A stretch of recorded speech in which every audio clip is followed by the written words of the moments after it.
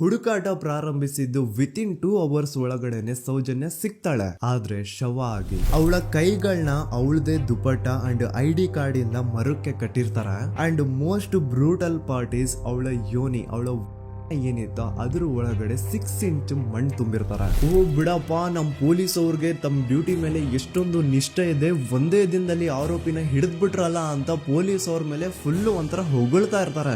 ಆದ್ರೆ ಪಾಪ ಜನರಿಗೆ ಎಲ್ಲಿ ಗೊತ್ತಿತ್ತು ಈ ಕೇಸ್ ನ ರಿಯಲ್ ಆರೋಪಿ ಬೇರೆ ಯಾರೋ ಇದಾರೆ, ಪೊಲೀಸ್ ಅವರೇ ಈ ಕೇಸ್ ನ ಮಿಸ್ಲೀಡ್ ಮಾಡೋದಕ್ಕೆ ಸುಮ್ನೆ ಸಂತೋಷ್ನ ಅರೆಸ್ಟ್ ಮಾಡಿದ್ದಾರೆ ಅಂತ. ಪೊಲೀಸ್ ಅವರು ಈ ಕೇಸ್ ಅಲ್ಲಿ ಕರಪ್ಟ್ ಆಗಿದ್ದಾರೆ, ಪೊಲೀಸ್ ಅವರೇ ಸತ್ಯ ಮುಚ್ಚಿಡ್ಲಿಕ್ಕೆ ಟ್ರೈ ಮಾಡ್ತಿದ್ದಾರೆ. ಹಾಗಾಗಿ ಈ ಕೇಸ್ ನ ಇನ್ಮುಂದೆ ಪೊಲೀಸ್ ಅವರಲ್ಲದೆ CBI ಅವರು ಇನ್ವೆಸ್ಟಿಗೇಷನ್ ಮಾಡಬೇಕು, ಈ ಕೇಸ್ ನ CBI ಒಪ್ಸಿ ಅಂತ ಅಗೇನ್ ಪ್ರೊಟೆಸ್ಟ್ ಗಳು ಸ್ಟಾರ್ಟ್ ಆಗ್ತವೆ. ಸೌಜನ್ಯ ಕೇಸ್ ಒಂದೇ ಅಲ್ಲ, ನಾರಾಯಣ ಹಾಗೂ ಯಮುನಾ ಕೇಸಲ್ಲೂ, ವೇದವಲ್ಲಿ ಕೇಸಲ್ಲೂ, ಆ ಬ್ಯಾಂಕ್ ಮ್ಯಾನೇಜರ್ ನ ಕೇಸಲ್ಲೂ ಹಾಗೂ ಪದ್ಮಲತಾ ಕೇಸಲ್ಲೂ ಸೀದಾ ಡೈರೆಕ್ಟ್ ಡೌಟ್ ಬರೋದೆ ಊರಿನ ಗೌಡ್ರ ಮೇಲೆ. ಸೌಜನ್ಯ ಕೇಸ್ ಬಿಟ್ಟು ಆ ಇನ್ನೊಂದು ಕೇಸ್ ಯಾವುದು, ಅದಕ್ಕೂ ಸಂತೋಷ್ಗೂ ಏನ್ ಸಂಬಂಧ, ಅದ್ರಲ್ಲಿ ಯಾಕೆ ಸಂತೋಷ್ನ ಪೊಲೀಸ್ ಅವರು ಫಿಟ್ ಮಾಡಿದ್ರು ಅಂತ ಪ್ರತಿಯೊಂದು ಹೇಳ್ತೀನಿ.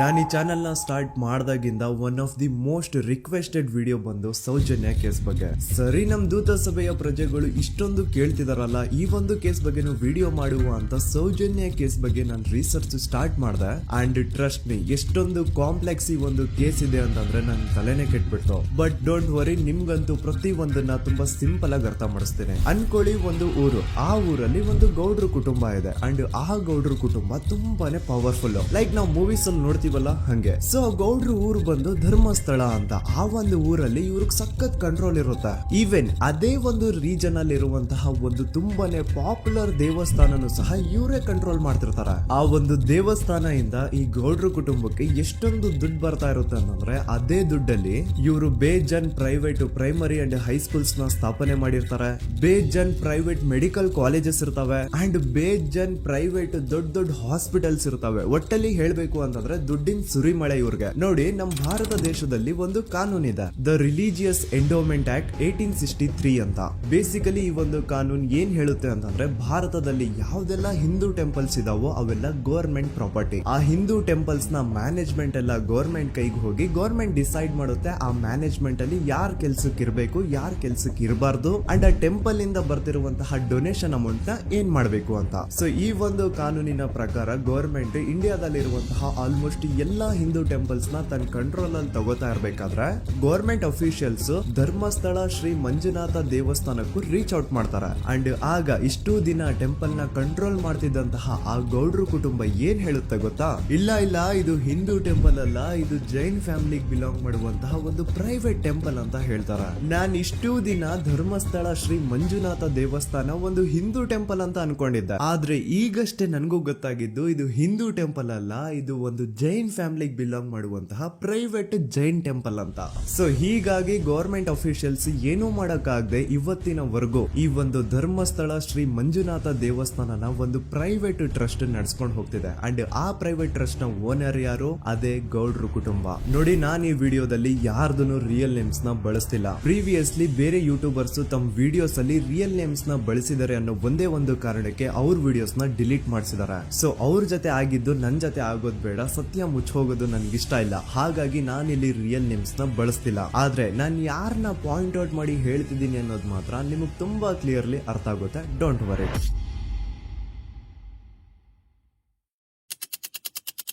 ದಿನಾಂಕ 9/10/2012. A very normal day for everyone except Soujanya. Dharmasthala ಹತ್ರ ಇರುವಂತಹ ಪಂಗಳ್ ಅನ್ನೋ ಒಂದು ಸಣ್ಣ ಹಳ್ಳಿಗೆ ಬಿಲಾಂಗ್ ಮಾಡುವಂತಹ ಸೌಜನ್ಯ ತುಂಬಾನೇ ಒಳ್ಳೆ ಹುಡುಗಿ. SDM ಕಾಲೇಜ್ ಆಫ್ ಉಜ್ರಿಯಲ್ಲಿ 2nd PUC ಓದ್ತಿದ್ದಂತಹ ಇವಳು ತುಂಬಾನೇ ಬ್ರೈಟ್ ಸ್ಟೂಡೆಂಟ್ ಕೂಡ. ಸೊ ಒಂದು ದಿನ ಅಂದ್ರೆ 9 ಅಕ್ಟೋಬರ್ 2012 ಬೆಳಿಗ್ಗೆ 7:30-8 ಗಂಟೆ ಹಾಗೆ ಆಸ್ ಯೂಶುವಲ್ ತನ್ನ ಕಾಲೇಜ್ ಹೋಗೋದಕ್ಕೆ ರೆಡಿ ಆಗ್ತಿರ್ತಾಳೆ. ಅವತ್ತು ಮಂಗಳವಾರದ ದಿನ ಅಂಡ್ ಅವತ್ತು ಲೋಕಲ್ ಫೆಸ್ಟಿವಲ್ ಬೇರೆ ಇರುತ್ತೆ, ಹೊಸ ಅಕ್ಕಿ ಅಂತ. ಈ ಒಂದು ಲೋಕಲ್ ಫೆಸ್ಟಿವಲ್ ದಿನ ಮನೆ ಒಳಗಡೆ ಏನೇ ಅಡುಗೆ ಮಾಡಿದ್ರು ಹೊಸ ಅಕ್ಕಿನೇ ಬಳಸಬೇಕು. ಸೊ ಹೊಸ ಅಕ್ಕಿ ತಂದು ಬ್ರೇಕ್ಫಾಸ್ಟ್ ನ ರೆಡಿ ಮಾಡೋಷ್ಟ್ರಲ್ಲಿ ಸೌಜನ್ಯ ಅವ್ರ ತಾಯಿ ತುಂಬಾ ಲೇಟ್ ಮಾಡ್ತಾರೆ. ಸೊ ಕಾಲೇಜ್ಗೆ ಲೇಟ್ ಆಗ್ತಿದೆ ಅಂತ ಈ ಸೌಜನ್ಯ ಟಿಫಿನ್ ಸಹ ಮಾಡದೆ ಹಾಗೆ ಹೋಗ್ತಾಳೆ. ಅವಳ ತಲೆಯಲ್ಲಿ ಏನಿತ್ತು ಅಂತಂದ್ರೆ, ಹೆಂಗೋ ಇವತ್ತು ಲೋಕಲ್ ಫೆಸ್ಟಿವಲ್ ಬೇರೆ ಇದೆ, ಹಾಗಾಗಿ ಮೇ ಬಿ ಕಾಲೇಜು ಬೇಗ ಬಿಡ್ಬೋದು, ಸೊ ಮಧ್ಯಾಹ್ನ ಡೈರೆಕ್ಟ್ ಮನೆಗೆ ಬಂದು ಊಟ ಮಾಡುವ ಬಿಡು ಅಂತ ಅವಳು ಅನ್ಕೊಂಡಿರ್ತಾಳೆ. ಆದ್ರೆ ಕಾಲೇಜ್ ಹೋಗಾದ್ಮೇಲೆ ಗೊತ್ತಾಗುತ್ತೆ ಅವತ್ತು ಅವಳಿಗೆ ಸ್ಪೆಷಲ್ ಕ್ಲಾಸಸ್ ಬೇರೆ ಇದೆ ಅಂತ. ಸೌಜನ್ಯ ಬ್ರೇಕ್ಫಾಸ್ಟ್ ಕೂಡ ಮಾಡಿರಲ್ಲ ಅಂಡ್ ಲಂಚ್ ಬಾಕ್ಸ್ ಕೂಡ ತಂದಿರಲ್ಲ. ಹಾಗಾಗಿ ಲಂಚ್ ಟೈಮ್ ಅಲ್ಲಿ ಸೌಜನ್ಯನ ಒಬ್ಳು ಫ್ರೆಂಡ್ ಜಾನ್ವಿ ತಾನ್ ತಂದಿರುವಂತಹ ಲಂಚ್ ಬಾಕ್ಸ್ ಅಲ್ಲಿ ಒಂದಿಷ್ಟು ಲಂಚ್ ನ ಆಫರ್ ಮಾಡ್ತಾಳೆ. ಆದ್ರೆ ಸೌಜನ್ಯ ಪರವಾಗಿಲ್ಲ ನೀನ್ ತಿನ್ನು, ನಾನ್ ಮನೆಗೆ ಹೋಗ್ಬಿಟ್ಟು ಊಟ ಮಾಡ್ಕೊಂತೀನಿ ಅಂತ ಹೇಳ್ತಾಳೆ. ಸುಮಾರು ಮಧ್ಯಾಹ್ನದ 3:45ಕ್ಕೆ ಕಾಲೇಜ್ ಬಿಡುತ್ತೆ. ಸೌಜನ್ಯ ಕಾಲೇಜ್ ಇಂದ ಬಸ್ ಅಲ್ಲಿ ಬಂದು ನೇತ್ರಾವತಿ ಬಸ್ ಸ್ಟಾಪ್ ಹತ್ರ ಇಳ್ಕೋತಾಳೆ. ಅವಳ ಜೊತೆ ಅವಳ ಕ್ಲಾಸ್ ಮೇಟ್ಸ್ ಅಂಡ್ ಫ್ರೆಂಡ್ಸ್ ಎಲ್ಲ ಇರ್ತಾರೆ. ಸೊ ಅವ್ರಿಗೆಲ್ಲ ಬಾಯ್ ಹೇಳ್ಬಿಟ್ಟು ಸೌಜನ್ಯ ತನ್ನ ಮನೆ ಕಡೆಗೆ ಹೊರಡ್ತಾಳೆ. ನೇತ್ರಾವತಿ ಬಸ್ ಸ್ಟಾಪ್ ಇಂದ ಸೌಜನ್ಯ ಮನೆಗೆ 20 ಮಿನಿಟ್ಸ್ ನ ವಾಕ್ ಇರುತ್ತೆ. ಮ್ಯಾಕ್ಸ್ ಟು ಮ್ಯಾಕ್ಸ್ 30 ಮಿನಿಟ್ ಹಿಡಿಬಹುದು. ಸೊ ಸೌಜನ್ಯ ನಡ್ಕೊಂಡು ಮನೆ ಕಡೆಗೆ ಹೋಗ್ತಾ ಇರ್ತಾಳೆ. ಒಂದ್ ಸ್ವಲ್ಪ ದೂರದಲ್ಲಿ ಪ್ರಕೃತಿ ಹಾಸ್ಪಿಟಲ್ ಅಂತ ಒಂದಿರುತ್ತೆ. ಅಲ್ಲಿನ ಸೆಕ್ಯೂರಿಟಿ ಗಾರ್ಡ್ ಸೌಜನ್ಯ ನಡ್ಕೊಂಡು ಹೋಗ್ತಾ ಇರೋದನ್ನ ನೋಡ್ತಾನೆ ಕೂಡ. ನಂತರ ಸೌಜನ್ಯ ಒಂದು 10 ನಿಮಿಷ ಹಂಗೆ ಮುಂದೆ ನಡ್ಕೊಂಡು ಹೋಗಾದ್ಮೇಲೆ ಸೌಜನ್ಯಗೆ ತನ್ನ ಮಾವ ಸಿಗ್ತಾರೆ. ಅವರು ಸೌಜನ್ಯನ ನೋಡಿ ಮಾತಾಡಿಸ್ತಾರೆ. ಯಾಕಮ್ಮ ಕಾಲೇಜಿಂದ ಇಷ್ಟು ಲೇಟ್ ಬರ್ತಿದ್ಯಾ ಅಂತ ಕೇಳ್ತಾರೆ. ಆಗ ಸೌಜನ್ಯ ಇಲ್ಲ ಮಾವ, ಕಾಲೇಜಲ್ಲಿ ಸ್ಪೆಷಲ್ ಕ್ಲಾಸ್ ಇತ್ತು ಹಾಗಾಗಿ ಲೇಟ್ ಆಗ್ಬಿಡ್ತು ಅಂತ ಹೇಳಿ ಒಂದೆರಡು ಮಾತಾಡಿಸಿ ನಂತರ ತನ್ನ ಮನೆ ಕಡೆ ತಾನು ಹೊರಡ್ತಾಳೆ. ಈಗ ಆ ಒಂದು ಪಾಯಿಂಟ್ ಇಂದ ಸೌಜನ್ಯಗೆ ತನ್ನ ಮನೆ ಹೋಗ್ಲಿಕ್ಕೆ 10 ನಿಮಿಷ ಬೇಕು. ಮ್ಯಾಕ್ಸ್ ಟು ಮ್ಯಾಕ್ಸ್ 20 ಮಿನಿಟ್ ಅನ್ಕೊಳ್ಳಿ. 3:45ಕ್ಕೆ ಕಾಲೇಜ್ ಬಿಟ್ರೆ ಅರೌಂಡ್ 4:30ಗೆ ಮನೇಲಿ ಇರ್ಬೇಕಾಗಿದ್ದು ಹುಡುಗಿ 6:30 ಗಂಟೆ ಆಗಿದ್ರು ಮನೆಗೆ ಸೇರಿರಲ್ಲ. ಸೊ ಮನೇಲಿ ಸೌಜನ್ಯ ಅವ್ರ ತಾಯಿಗೆ ಟೆನ್ಷನ್ ಸ್ಟಾರ್ಟ್ ಆಗುತ್ತೆ. ಏನಪ್ಪಾ ಈ ಹುಡುಗಿ ಎಷ್ಟೊತ್ತಾದ್ರೂ ಇನ್ನು ಮನೆಗ್ ಬಂದಿಲ್ವಲ್ಲ ಅಂತ. ಸೊ ಅವ್ರೇನ್ ಮಾಡ್ತಾರೆ, ಸೌಜನ್ಯ ಅವ್ರ ತಂದೆ ಕಾಲ್ ಮಾಡ್ಬಿಟ್ಟು ರೀ ಹಿಂಗೆ 3:30-4 ಗಂಟೆಗೆ ಕಾಲೇಜಿಂದ ಮನೆಗ್ ಬರ್ತಿದ್ದಿದ್ ನಮ್ ಹುಡುಗಿ ಇವತ್ತು 7 ಗಂಟೆ ಆದ್ರೂ ಇನ್ನು ಮನೆಗ್ ಬಂದಿಲ್ಲ, ನೀವು ಸ್ವಲ್ಪ ಬೇಗ ಮನೆಗ್ ಬಂದು ವಿಚಾರಿಸಿ ಅಂತ ಗಾಬ್ರಿಲಿ ಹೇಳ್ತಾರೆ. ಸರಿ ಅಂತ ಸೌಜನ್ಯ ಅವ್ರ ತಂದೆ ಮನೆಗ್ ಬಂದ್ಬಿಟ್ಟು ಸೌಜನ್ಯನ ಫ್ರೆಂಡ್ಸ್ ಕ್ಲಾಸ್ ಮೇಟ್ಸ್ ಯಾರ್ದೆಲ್ಲ ಅವ್ರ ಹತ್ರ ನಂಬರ್ ಇರುತ್ತೋ ಅವ್ರಿಗೆಲ್ಲ ಕಾಲ್ ಮಾಡ್ಬಿಟ್ಟು ಸೌಜನ್ಯ ಬಗ್ಗೆ ಕೇಳ್ತಾರ. ನಮ್ ಹುಡುಗಿ ಏನಾದ್ರೂ ನಿಮ್ ಮನೆಗ್ ಬಂದಿದ್ದಾಳ ಅಮ್ಮ ಅಂತ. ಆದ್ರೆ ಸೌಜನ್ಯನ ಫ್ರೆಂಡ್ಸ್ ಅಂಡ್ ಕ್ಲಾಸ್ ಮೇಟ್ಸ್ ಎಲ್ಲ ಇಲ್ಲ ಅಂಕಲ್ ನಮ್ಮ ಮನೆಗಂತೂ ಸೌಜನ್ಯ ಏನು ಬಂದಿಲ್ಲ, ಅವಳು ಬಸ್ ಸ್ಟಾಪ್ ಇಂದ ಸೀದಾ ನಿಮ್ ಮನೆ ಕಡೆಗೇನೆ ಹೊರಟ್ಲಲ್ವಾ, ಯಾಕೆ ಇನ್ನೂ ಬಂದಿಲ್ವಾ ಅಂತ ಕೇಳ್ತಾರ. ಆಗ ಸೌಜನ್ಯ ಅವ್ರ ತಂದೆ ಇಲ್ಲಮ್ಮ ಬಂದಿಲ್ಲ ಹಾಗಾಗಿನೇ ಕಾಲ್ ಮಾಡಿರೋದು ಅಂತ ಹೇಳಿ ಕಾಲ್ ಕಟ್ ಮಾಡ್ತಾರ. ದೆನ್ ಸೌಜನ್ಯ ಅವ್ರ ತಂದೆ ಸೌಜನ್ಯ ಅವ್ರ ಮಾವ ಕಾಲ್ ಮಾಡ್ತಾರ. ಅಳಿಯ ಎಲ್ಲಿದ್ಯಾ, ನನ್ ಮಗಳು ಇನ್ನು ಮನೆಗ್ ಬಂದಿಲ್ಲ, ನೀನೇನಾದ್ರೂ ಅವಳನ್ನ ನೋಡ್ದ ಅಂತ ಕೇಳ್ತಾರ. ಆ ಕಡೆಯಿಂದ ಅವರು ಸೌಜನ್ಯನ ಮಾವ ಹೇಳ್ತಾರೆ, ನಾನ್ ನೋಡ್ದೆ 4 ಕಾಲು ಹಾಗೆ ಆ ಹುಡುಗಿ ಕಾಲೇಜಿಂದ ಬರ್ಬೇಕಾದ್ರೆ ನನಗ್ ಕಾಣಿಸಿದ್ಲು, ನಾನ್ ಸ್ವಲ್ಪ ಮಾತಾಡ್ದೆ ಅವಳ ಹತ್ರ, ಅದಾದ್ಮೇಲೆ ಅವಳು ಮನೆ ಕಡೆ ಹೋದ್ಲಲ್ಲ, ಯಾಕೆ ಇನ್ನೂ ಬಂದಿಲ್ವಾ ಅಂತ ಅವರೇ ಉಲ್ಟಾ ಕ್ವಶನ್ ಕೇಳ್ತಾರ. ಈ ಕಡೆ ಸೌಜನ್ಯ ಅವ್ರ ತಂದೆ ಇಲ್ಲ 7 ಗಂಟೆ ಆದ್ರೂ ಮಗು ಇನ್ನು ಮನೆಗ್ ಬಂದಿಲ್ಲ, ನಮ್ಗೆ ಯಾಕೋ ತುಂಬಾ ಗಾಬರಿ ಆಗ್ತಿದೆ, ನೀನೊಂದ್ ಕೆಲ್ಸ ಮಾಡು ನಮ್ಮವ್ರನ್ನೆಲ್ಲ ಸೇರ್ಸು ಎಲ್ರೂ ಸೇರಿ ಹುಡುಕುವ ಅವಳನ್ನ ಅಂತ ಸುಮಾರು ರಾತ್ರಿ 7 ಗಂಟೆಯಿಂದ ಹಿಡಿದು 11 ಗಂಟೆವರೆಗೂ ಸೌಜನ್ಯನ ಮನೆಯವರು ಅಂಡ್ ಊರಿನ ಜನ 200-300 ಜನ ಸೇರ್ಕೊಂಡು ಸೌಜನ್ಯನ ಹುಡುಕ್ತಾರೆ. ಆದ್ರೆ ಸೌಜನ್ಯನ ಒಂದು ಸುಳಿವು ಸಿಗಲ್ಲ. ಸೊ ಕೊನೆಗೆ ಸಹಾಯ ಕೇಳ್ತಾ ರಾತ್ರಿ 11 ಗಂಟೆ ಹಾಗೆ ಸೌಜನ್ಯನ ತಂದೆ ತಾಯಿ ಅಂಡ್ ಊರಿನ ಜನ ಎಲ್ಲ ಬೆಳ್ತಂಗಡಿ ಪೊಲೀಸ್ ಸ್ಟೇಷನ್ ಹತ್ರ ಹೋಗ್ತಾರ. ಅಲ್ಲಿ ಪೊಲೀಸ್ ಅವ್ರ ಹತ್ರ ಕಾಲೇಜ್ ಹೋಗಿದ್ ನಮ್ ಹುಡುಗಿ ಇಷ್ಟೊತ್ತಾದ್ರೂ ಇನ್ನು ಮನೆಗ್ ಬಂದಿಲ್ಲ, ಎಷ್ಟು ಹುಡುಕಿದ್ರು ಸಿಗ್ತಾ ಇಲ್ಲ, ಸೊ ಪ್ಲೀಸ್ ಒಂದು ಮಿಸ್ಸಿಂಗ್ ರಿಪೋರ್ಟ್ ನ ಫೈಲ್ ಮಾಡಿ ನಮ್ ಹುಡುಗಿನ ಹುಡುಕೊಡಿ ಅಂತ ಕೇಳ್ಕೊತಾರ. ಆದ್ರೆ ಪೊಲೀಸ್ ಅವರು ಒಪ್ಪಲ್ಲ. ಇಲ್ಲ ಯಾವುದೇ ಪರ್ಸನ್ ಮಿಸ್ಸಿಂಗ್ ಆದ್ರೆ ಆಫ್ಟರ್ 24 ಅವರ್ಸ್ ಆದ್ಮೇಲೆನೆ ರಿಪೋರ್ಟ್ ಫೈಲ್ ಮಾಡಕ್ಕಾಗೋದು. ಸೊ ನೀವ್ ಒಂದ್ ಕೆಲ್ಸ ಮಾಡಿ, ಈಗ ಮನೆಗ್ ಹೋಗಿ ನಾಳೆ ಬೆಳಿಗ್ಗೆವರೆಗೂ ನೋಡಿ, ನಾಳೆ ಬೆಳಿಗ್ಗೆವರೆಗೂ ನಿಮ್ ಮಗಳು ನಿಮ್ ಮನೆಗ್ ಬಂದಿಲ್ಲ ಅಂತಂದ್ರೆ ಆಗ ಬಂದ್ಬಿಟ್ಟು ಮಿಸ್ಸಿಂಗ್ ರಿಪೋರ್ಟ್ ನ ಫೈಲ್ ಮಾಡಿಸಿ ಅಂತ ಹೇಳಿ ಕಳಿಸ್ತಾರ. ಆಗ ಆಲ್ಮೋಸ್ಟ್ ಮಿಡ್ ನೈಟ್ ಆಗಿರೋದ್ರಿಂದ ಅಂಡ್ ಮಳೆ ಬೇರೆ ತುಂಬಾ ಜೋರಾಗಿ ಬರ್ತಾ ಇರುತ್ತೆ. ಸೊ ಈ ಸಿಚುವೇಶನ್ ಅಲ್ಲಿ ಸೌಜನ್ಯನ ಹುಡುಕ್ಲಿಕ್ಕೆ ಆಗಲ್ಲ. ನಾಳೆ ಬೆಳಿಗ್ಗೆ ಸೇರ್ಕೊಂಡು ಅಗೇನ್ ಎಲ್ರು ಸೌಜನ್ಯನ ಹುಡುಕುವ ಅಂತ ಸೌಜನ್ಯನ ಮನೆಯವರು ಅಂಡ್ ಊರಿನ ಜನ ಎಲ್ರು ತಮ್ಮ ಮನೆಗೆ ಹೋಗ್ಬಿಡ್ತಾರ. ನೆಕ್ಸ್ಟ್ ದಿನ ಅಂದ್ರೆ 10 ಅಕ್ಟೋಬರ್ 2012 ಬುಧವಾರದ ದಿನ ಬೆಳಿಗ್ಗೆ 10 ಗಂಟೆ ಹಾಗೆ ಸೌಜನ್ಯನ ಮನೆಯವರು ಅಂಡ್ ಊರಿನ 200-300 ಜನ ಸೇರ್ಕೊಂಡು ಅಗೇನ್ ಸೌಜನ್ಯಗೋಸ್ಕರ ಹುಡುಕಾಟ ಸ್ಟಾರ್ಟ್ ಮಾಡ್ತಾರ. ಹುಡುಕಾಟ ಪ್ರಾರಂಭಿಸಿದ್ದು ವಿತಿನ್ 2 ಅವರ್ಸ್ ಒಳಗಡೆನೆ ಸೌಜನ್ಯ ಸಿಗ್ತಾಳೆ. ಆದ್ರೆ ಶವ ಆಗಿ ಆ 200-300 ಊರಿನ ಜನ ಎಲ್ಲ ಸೇರ್ಕೊಂಡು ಏನ್ ಸೌಜನ್ಯನ ಹುಡುಕ್ತಾ ಇದ್ರು ಅದರಲ್ಲಿ ಯಾರೋ ಒಬ್ರಿಗೆ ಸೌಜನ್ಯನ ಮನೆಯಿಂದ ಕೇವಲ 10 ನಿಮಿಷ ದೂರದಲ್ಲಿರುವಂತಹ ಒಂದು ಹಳ್ಳನ ದಡದಲ್ಲಿ ಸೌಜನ್ಯನ ಮೃತದೇಹ ಸಿಗುತ್ತಾ. ಈಗ ಸತ್ತಿರುವಂತಹ ಸೌಜನ್ಯನ ಡೆಡ್ ಬಾಡಿ ಯಾವ ಒಂದು ಕಂಡೀಷನ್ ಅಲ್ಲಿ ಇತ್ತು ಅಂತ ಹೇಳ್ತೀನಿ, ಸ್ವಲ್ಪ ಗಮನ ಇಟ್ಟು ಕೇಳಿಸ್ಕೊಳ್ಳಿ. ಅವಳ ಕೈಗಳನ್ನ ಅವಳದೇ ದುಪಟ್ಟ ಅಂಡ್ ID ಕಾರ್ಡ್ ಇಂದ ಮರಕ್ಕೆ ಕಟ್ಟಿರ್ತಾರ.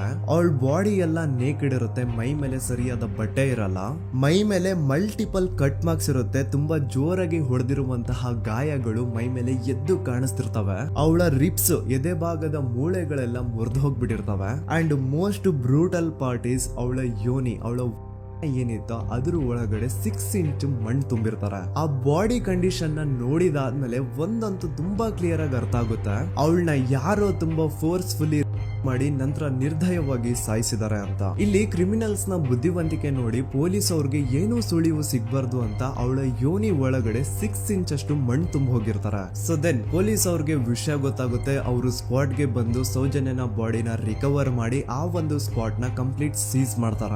ಒಬ್ಳು ಸಾಮಾನ್ಯ ಮಿಡಲ್ ಕ್ಲಾಸ್ ಹುಡುಗಿ, ಒಬ್ಳು ವೆರಿ ಬ್ರೈಟ್ ಸ್ಟೂಡೆಂಟ್ ನ ಈ ಮಟ್ಟಿಗೆ ಇಷ್ಟು ನಿರ್ದಯವಾಗಿ ಸಾಯಿಸಿರೋದು ಯಾರು? ಇನ್ ಕೇಸ್ ಏನಾದ್ರೂ ಈ ಕ್ರೈಮ್ ಮಾಡಿದವನು ಸಿಕ್ಕಿ ಬಿದ್ರೆ ಅವನ್ನ ಸುಮ್ನೆ ಬಿಡಬಾರ್ದು ಅಂತ ಜನ ಆಕ್ರೋಶ ವ್ಯಕ್ತಪಡಿಸ್ತಾರೆ. ಅಂಡ್ ಗೆಸ್ ವಾಟ್, ನಮ್ ಪೊಲೀಸ್ ಅವರು ಇಷ್ಟೊಂದು ಫಾಸ್ಟ್ ಆಗಿ ಇನ್ವೆಸ್ಟಿಗೇಷನ್ ಕಂಪ್ಲೀಟ್ ಮಾಡ್ತಾರೆ ಅಂತ ನಾನಂತೂ ಎಕ್ಸ್ಪೆಕ್ಟ್ ಮಾಡಿರ್ಲಿಲ್ಲ. ಅಂಡ್ ಈವನ್ ಈ ಒಂದು ವಿಷಯದಿಂದ ಊರಿನ ಜನನು ಶಾಕ್ ಆಗ್ತಾರೆ. ಸೌಜನ್ಯ ಬಾಡಿ ಸಿಕ್ಕಿದ್ದ ನೆಕ್ಸ್ಟ್ ದಿನ ಅಂದ್ರೆ 11 ಅಕ್ಟೋಬರ್ 2012 ಸಂಜೆ 5 ಗಂಟೆ ಹಾಗೆ ಯಾರು ಸೌಜನ್ಯನ ಪಂಡು ಮರ್ಡರ್ ಮಾಡಿದ್ನೋ ಆ ಕ್ರಿಮಿನಲ್ ಕೂಡ ಸಿಕ್ಕಿ ಬೀಳ್ತಾನೆ. ಈಗ ನೀವು ಥಿಂಕ್ ಮಾಡ್ಬೋದು, ಸೌಜನ್ಯನ ಯಾರು ಮರ್ಡರ್ ಮಾಡಿದ್ರು ಅಂಡ್ ಯಾರ ಕ್ರೈಮ್ ನ ಮಾಡಿದ್ರು ಅವನು ನೆಕ್ಸ್ಟ್ ದಿನಾನೇ ಸಿಕ್ಕಿ ಬಿದ್ದ. ಹಾಗಿದ್ರೆ ಈ ಕೇಸ್ ಯಾವಾಗ್ಲೂ ಕ್ಲೋಸ್ ಆಗ್ಬಿಡ್ಬೇಕಿತ್ತು. ಆದ್ರೂ ಸ್ಟಿಲ್ ಇವತ್ತಿನ ದಿನವರೆಗೂ ಯಾಕೆ ಈ ಕೇಸ್ ಪದೇ ಪದೇ ನ್ಯೂಸ್ ಅಲ್ಲಿ ಬರುತ್ತೆ ಅಂದ್ರೆ, ನಮ್ ದೂತ ಸಭೆಯ ಪ್ರಜೆಗಳೇ ರೆಡಿ ಆಗಿ, ಆರೋಪಿ ಸಿಕ್ಕಾದ್ಮೇಲೆ ಈ ಕೇಸು ಕ್ಲೋಸ್ ಆಗಿಲ್ಲ. ಆಕ್ಚುಲಿ ಈ ಕೇಸು ಓಪನ್ ಆಗಿದ್ದೆ ಈಗ. ನೋಡಿ, ಸೌಜನ್ಯನ ಬಾಡಿ ಸಿಕ್ಕಿದ್ದು ನೆಗಳ ತೆಗೆದು ಅವನ್ನ ಅವಾಚ್ಯ ಶಬ್ದಗಳಿಂದ ಬೈದು ಅವನ್ನ ಹೊಡೆದು ಅಷ್ಟೇ ಸಾಲದೆ ಆ 5 ಜನ ಸಂತೋಷ್ ರಾವ್ನ ಪೊಲೀಸ್ ಸ್ಟೇಷನ್ಗೆ ಎಳ್ಕೊಂಡ್ ಬಂದು ಇವನು ನಾವು ಬಾಹುಬಲಿ ಬೆಟ್ಟಕ್ಕೆ ಅಂತ ಹೋಗಿದ್ರೆ ಅಲ್ಲಿ ನಮ್ಮ ಮೇಲೆ ಅಟ್ಯಾಕ್ ಮಾಡ್ದ, ಇವ್ನು ನೋಡ್ಲಿಕ್ಕೂ ಸಹ ಒಳ್ಳೆ ಸೈಕೋ ಕಿಲ್ಲರ್ ಇದ್ದಂಗಿದಾನೆ, ನಮ್ಗೆ ಯಾಕೋ ನಿನ್ನೆ ನಮ್ಮೂರಲ್ಲಿ ನಡೆದಿರುವಂತಹ ಘಟನೆ ಆ ಸೌಜನ್ಯನ ಮರ್ಡರ್ ಇವನೇ ಮಾಡಿದಾನೆ ಅಂತ ಡೌಟ್ ಬರ್ತಿದೆ ಅಂತ ಆ 5 ಜನ ಕಿಡಿಗೇಡಿಗಳು ಸಂತೋಷ್ ರಾವ್ನ ಪೊಲೀಸ್ ಅವ್ರ ಹತ್ರ ಹಾಕೊಡ್ತಾರ. ಅಂಡ್ ಪೊಲೀಸ್ ಅವರು ಕೂಡ ಎಂತವ್ರು ನೋಡಿ, ಯಾರೋ 5 ಜನ ಕಿಡಿಗೇಡಿಗಳು ಬಂದು ಇವನೇ ಕೊಲೆ ಮಾಡಿದಾನೆ ಅಂತ ಹೇಳಿದ ತಕ್ಷಣ ಹಿಂದೆ ಮುಂದೆ ಕ್ರಾಸ್ ಚೆಕ್ ಮಾಡದೆ ಸಂತೋಷ್ ರಾವ್ನ ಅರೆಸ್ಟ್ ಮಾಡಿ ಸೌಜನ್ಯ ಕೇಸ್ ನ ಆರೋಪಿ ಸಿಕ್ಕಿದಾನೆ ಅಂತ ಎಲ್ಲಾ ಕಡೆ ಘೋಷಣೆ ಮಾಡ್ಬಿಡ್ತಾರ. ಜನರಿಗೆ ಈ ಕಡೆ ಒಂಥರ ನೆಮ್ಮದಿ, ಓ ಬಿಡಪ್ಪ, ನಮ್ ಪೊಲೀಸ್ ಅವ್ರಿಗೆ ತಮ್ಮ ಡ್ಯೂಟಿ ಮೇಲೆ ಎಷ್ಟೊಂದು ನಿಷ್ಠೆ ಇದೆ, ಒಂದೇ ದಿನದಲ್ಲಿ ಆರೋಪಿನ ಹಿಡಿದ್ಬಿಟ್ರ ಅಂತ ಪೊಲೀಸ್ ಅವ್ರ ಮೇಲೆ ಫುಲ್ ಒಂಥರ ಹೊಗಳ್ತಾ ಇರ್ತಾರೆ. ಆದ್ರೆ ಪಾಪ ಜನರಿಗೆ ಎಲ್ಲಿ ಗೊತ್ತಿತ್ತು ಈ ಕೇಸ್ ನ ರಿಯಲ್ ಆರೋಪಿ ಬೇರೆ ಯಾರೋ ಇದಾರೆ, ಪೊಲೀಸ್ ಅವರೇ ಈ ಕೇಸ್ ನ ಮಿಸ್ಲೀಡ್ ಮಾಡೋದಕ್ಕೆ ಸುಮ್ನೆ ಸಂತೋಷ್ ನ ಅರೆಸ್ಟ್ ಮಾಡಿದ್ದಾರೆ ಅಂತ. ಸೊ ಸಂತೋಷ್ ರಾವ್ ಒಂದು ಹುಡುಗಿಯ ರೇಪ್ ಅಂಡ್ ಮರ್ಡರ್ ಕೇಸ್ ಅಲ್ಲಿ ಅರೆಸ್ಟ್ ಆಗಿದ್ದಾನೆ ಅನ್ನೋ ವಿಷಯ ಸಂತೋಷ್ ನ ತಾಯಿಗೆ ಗೊತ್ತಾದಾಗ ಅವ್ರ ಪಾಪ ನೋವಲ್ಲಿ ಕುರ್ಗಿ ಸಾಯ್ತಾರ. ಅಂಡ್ ಇನ್ನು ಅವ್ರ ತಂದೆ ಒಂದು ಕಡೆ ಪಾಪ ಹೆಂಡತಿನ ಕಳ್ಕೊಂಡಿರುವಂತಹ ನೋವು, ಇನ್ನೊಂದು ಕಡೆ ಮಗ ನೋಡಿದ್ರೆ ಯಾವ್ದೋ ಫಾಲ್ಸ್ ಕೇಸ್ ಅಲ್ಲಿ ಅರೆಸ್ಟ್ ಆಗಿದ್ದಾನೆ. ಈ ಕಡೆ ಕೇಸ್ ನ ಇನ್ವೆಸ್ಟಿಗೇಷನ್ ನಡೀತಾ ಇದೆ. ಅಂಡ್ ಇಲ್ಲಿ ನಾನು PSI ಯೋಗೇಶ್ ಅವ್ರ ಬಗ್ಗೆ ಅಂತೂ ಮೆನ್ಷನ್ ಮಾಡ್ಲೇಬೇಕು. ಈ ಪೊಲೀಸ್ ಆಫೀಸರು ಗೊತ್ತಿದ್ದು ಈ ತಪ್ಪನ ಮಾಡಿದ್ರು ಅಥವಾ ಗೊತ್ತಿಲ್ದೇನೆ ಈ ತಪ್ಪನ ಮಾಡಿದ್ರು ನನ್ಗಂತೂ ಗೊತ್ತಿಲ್ಲ.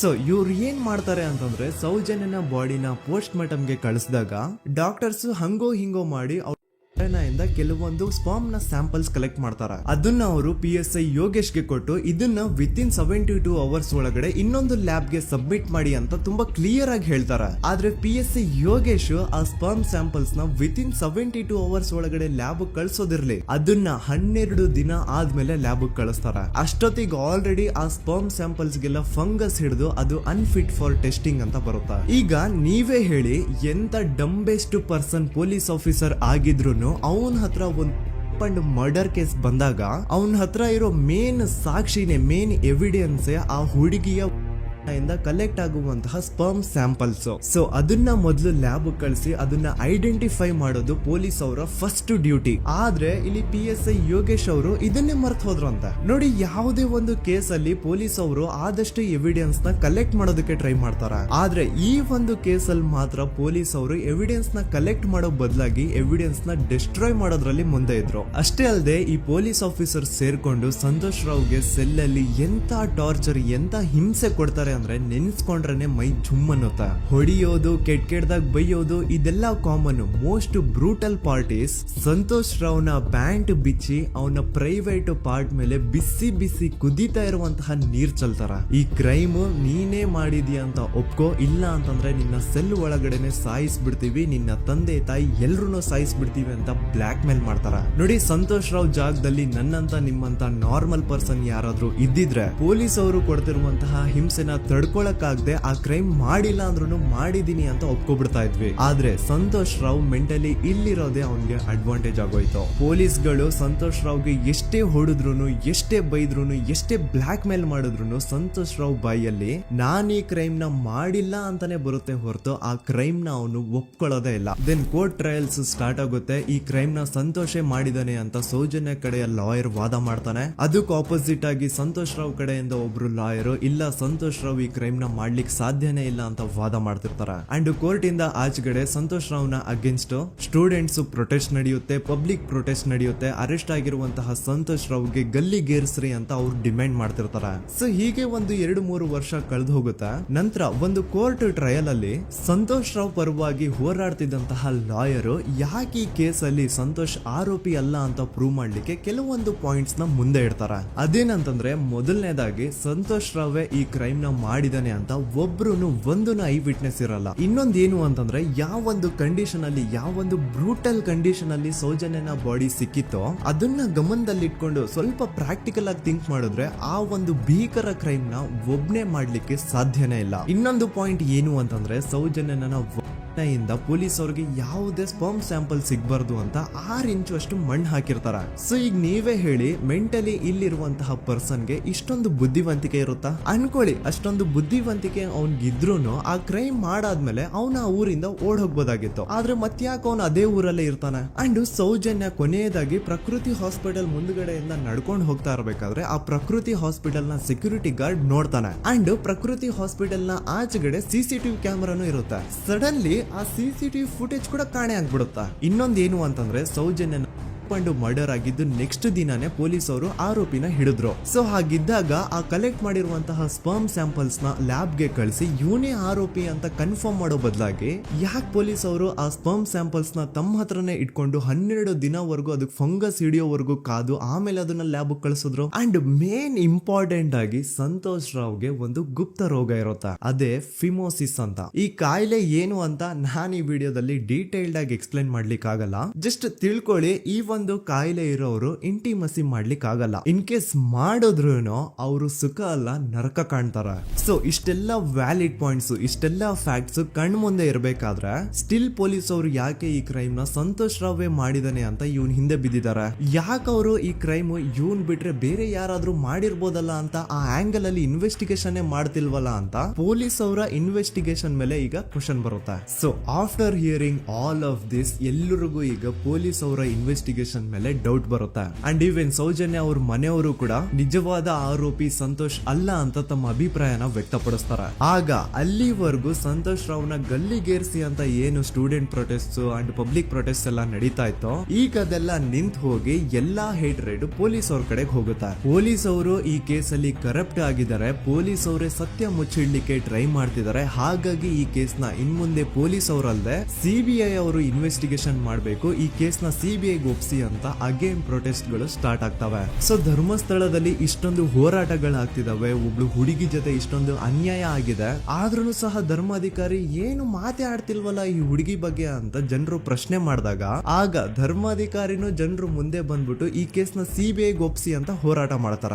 ನಂತರ ಈ ಒಂದು ಕೇಸು ಪೊಲೀಸ್ ಅವರಿಂದ CBI ಕೈಗೆ ಹೋಗುತ್ತೆ. CBI ಕೈಗೆ ಹೋಗಿದ ತಕ್ಷಣ ಇಲ್ಲೇನು ಸತ್ಯ ಹೊರಗ್ ಬಂದಿಲ್ಲ. ಆ CBI ಅವರು 3-4 ವರ್ಷ ಟೈಮ್ ತಗೊಂಡು ಮತ್ತೆ ಈ ಒಂದು ಕೇಸ್ ನ ಇನ್ವೆಸ್ಟಿಗೇಷನ್ ಮಾಡ್ತಾರ. ಆದ್ರೆ ಅಲ್ಲೇನು ಇನ್ವೆಸ್ಟಿಗೇಷನ್ ಮಾಡ್ಲಿಕ್ಕೆ ಉಳ್ದೇ ಇರಲ್ಲ. ಆ ಪೊಲೀಸ್ ಅವರು ಅವ್ರ ಕೈಯಲ್ಲಿ ಈ ಕೇಸು ಇದ್ದಷ್ಟು ದಿನ ಎಷ್ಟಾಗುತ್ತೋ ಅಷ್ಟು ಎವಿಡೆನ್ಸ್ ನ ಡೆಸ್ಟ್ರಾಯ್ ಮಾಡ್ಬಿಟ್ಟಿರ್ತಾರ. ಸೊ ಹಾಗಾಗಿ ಅಲ್ಲಿ CBI ಅವ್ರಿಗೆ ಇನ್ವೆಸ್ಟಿಗೇಷನ್ ಮಾಡ್ಲಿಕ್ಕೆ ಏನ್ ಉಳ್ದೇ ಇರಲ್ಲ. ಆದ್ರೂ ಸ್ಟಿಲ್ ಅವರು 3-4 ಇಯರ್ಸ್ ಟೈಮ್ ತಗೊಂಡು ನಂತರ ಫೈನಲಿ ಒಂದು ರಿಪೋರ್ಟ್ ನ ಕೋರ್ಟ್ ಗೆ ಸಬ್ಮಿಟ್ ಮಾಡ್ತಾರ. ಅಂಡ್ CBI ಅವರು ಕೋರ್ಟ್ ಗೆ ಸಬ್ಮಿಟ್ ಮಾಡಿರುವಂತಹ ಆ ಒಂದು ರಿಪೋರ್ಟ್ ಅಲ್ಲಿ ಏನಿತ್ತು ಅಂದ್ರೆ CBI ಇನ್ವೆಸ್ಟಿಗೇಷನ್ ಕನ್ಫರ್ಮ್ಸ್ ದಟ್ ಈ ಒಂದು ಕ್ರೈಮ್ ನ ಸಂತೋಷ್ ರಾವೇ ಮಾಡಿದಾನೆ ಅಂತ. ಆದ್ರೆ ಐರೋನಿ ಈಸ್ ಇದೇ ಒಂದು ರಿಪೋರ್ಟ್ ಅಲ್ಲಿ ಇವ್ರು ಏನ್ ಹೇಳ್ತಾರೆ ಅಂದ್ರೆ ಅವ್ರಿಗೆ ಯಾವುದೇ ತರ ಎವಿಡೆನ್ಸ್ ಸಿಕ್ಕಿಲ್ಲ ಅಂತ. ಯಾಕಂದ್ರೆ ಈ ಸೌಜನ್ಯ ಕೇಸು ಪೊಲೀಸ್ ಅವ್ರ ಕೈಯಲ್ಲಿ ಇದ್ದಾಗ ಪೊಲೀಸ್ ಅವರು ತಮ್ಮ ನಿರ್ಲಕ್ಷ್ಯದಿಂದ ಎಲ್ಲಾ ಎವಿಡೆನ್ಸ್ ನ ಕಳ್ಕೊಂಡ್ಬಿಟ್ಟಿರ್ತಾರ. ಅಂತದ್ರಲ್ಲಿ ಯಾವ ಒಂದು ಆಧಾರದ ಮೇಲೆ ಇವರು ಸಂತೋಷ್ ರಾವೇ ಈ ಕ್ರೈಮ್ ನ ಮಾಡಿದ್ದಾರೆ ಅಂತ ಕ್ವಶನ್ ಮಾಡಿದಾಗ CBI ಅವ್ರ ಕಡೆಯಿಂದ ನೋ ಆನ್ಸರ್. ನೋಡಿ, ಮೊದ್ಲು ಈ ಒಂದು ಕೇಸ್ ನ ಪೊಲೀಸ್ ಅವರು ಇನ್ವೆಸ್ಟಿಗೇಷನ್ ಮಾಡಿ ನಂತರ ಈ ಒಂದು ಕೇಸು CBI ಅವ್ರ ಕೈಗೆ ಹೋಗಿ ಅವರು 3-4 ವರ್ಷ ಟೈಮ್ ತಗೊಂಡು ಇನ್ವೆಸ್ಟಿಗೇಷನ್ ಮಾಡಿ ದೆನ್ ಫೈನಲ್ ರಿಪೋರ್ಟ್ ನ ಕೋರ್ಟ್ ಗೆ ಸಬ್ಮಿಟ್ ಮಾಡೋಷ್ಟ್ರಲ್ಲಿ ಸುಮಾರು 5-6 ವರ್ಷ ಕಳೆದು ಹೋಗಿರುತ್ತೆ ಅಂಡ್ ಸ್ಟಿಲ್ ಈ ಒಂದು ಕೇಸಲ್ಲಿ ಏನೋ ಕನ್ಕ್ಲೂಷನ್ ಸಿಕ್ಕಿರಲ್ಲ. ಎವ್ರಿ ಇಯರ್ ಸೌಜನ್ಯನ ಬರ್ತ್ಡೇ ಇದ್ದಾಗ ಅಥವಾ ತಿಥಿ ಇದ್ದಾಗ ಅವಳನ್ನ ನೆನೆಸ್ಕೊಂಡು ಅವಳ ಹೆಸರಲ್ಲಿ public protest and student protest ನಡೀತಾನೆ ಇರ್ತವೆ. ಸೊ ಒಂದು ದಿನ ಈ ಒಂದು ಪ್ರೊಟೆಸ್ಟ್ ಗಳ ನ್ಯೂಸ್ ಗಿರೀಶ್ ಮುಟ್ಟಣ್ಣನವರ ಗಮನಕ್ಕೆ ಬರುತ್ತೆ. ಯಾರೀ ಗಿರೀಶ್ ಮುಟ್ಟಣ್ಣನವರ ಅಂದ್ರೆ ಇವರು very honest X police man. ನೀವು ನಂಬಲ್ಲ, ಇವ್ರು ಪೊಲೀಸ್ ಆಫೀಸರ್ ಇದ್ದಾಗ ಪಬ್ಲಿಕ್ ಅಲ್ಲಿ ಒಬ್ಬ MLA ಹೊಡೆದಿರ್ತಾರ. ಅಷ್ಟೇ ಅಲ್ಲ, ಪೊಲೀಸ್ ಡಿಪಾರ್ಟ್ಮೆಂಟ್ ಅಲ್ಲಿ ಕರಪ್ಷನ್ ಇದೆ, ಕರಪ್ಷನ್ ಇದ್ದಿದ್ ಕಡೆ ನಾನ್ ಇರಲ್ಲ ಅಂತ ಹೇಳ್ಬಿಟ್ಟು ತಮ್ಮ ಪೊಲೀಸ್ ಡ್ಯೂಟಿನ ಬಿಟ್ಬಿಟ್ಟು ಈಗ ಸಮಾಜದಲ್ಲಿ ಏನೇ ಅನ್ಯಾಯ ಆಗಿದ್ರು ಅದ್ರ ಅಗೇನ್ಸ್ಟ್ ವಾಯ್ಸ್ ರೈಸ್ ಮಾಡ್ತಿದಾರ. ಸೊ ಈ ಗಿರೀಶ್ ಮುಟ್ಟಣ್ಣನವರಿಗೆ ಸೌಜನ್ಯ ಕೇಸ್ ಬಗ್ಗೆ ಗೊತ್ತಾದಾಗ ಅವ್ರಿಗೆ ಈ ಕೇಸು ತುಂಬಾನೇ ಕಾಡುತ್ತೆ.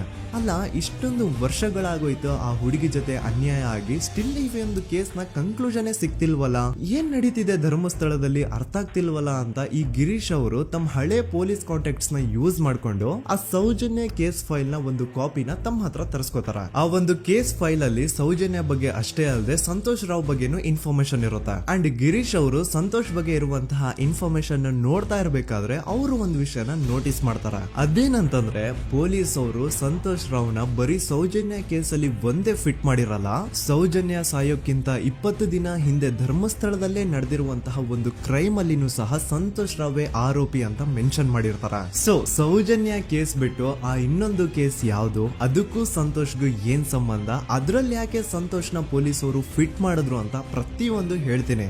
ಆದ್ರೆ ನಾನಿಲ್ಲಿ ಯಾರ್ದು ರಿಯಲ್ ನೇಮ್ಸ್ ನ ಬಳಸಲ್ಲ, ಯಾಕಂದ್ರೆ ಮುಂದೆ ಕೇಸ್ ಅಲ್ಲಿ ತುಂಬಾ ದೊಡ್ಡ ಪವರ್ಫುಲ್ ವ್ಯಕ್ತಿಗಳ ಹೆಸರುಗಳು ಬರ್ತವೆ ಅಂಡ್ ನನ್ ವಿಡಿಯೋ ಯೂಟ್ಯೂಬ್ ಇಂದ ಡಿಲೀಟ್ ಆಗೋದು ನನ್ಗೆ ಇಷ್ಟ ಇಲ್ಲ. ಹಾಗಾಗಿ ನಾನಿಲ್ಲಿ ಯಾರ್ದು ರಿಯಲ್ ನೇಮ್ಸ್ ನ ಬಳಸ್ತಿಲ್ಲ. ಬಟ್ ಯಾರ ಬಗ್ಗೆ ಹೇಳ್ತಿದ್ದೀನಿ ಅಂತ ಒಂದ್ ಸ್ವಲ್ಪ ನೀವೇ ಅರ್ಥ ಮಾಡ್ಕೊಳ್ಳಿ.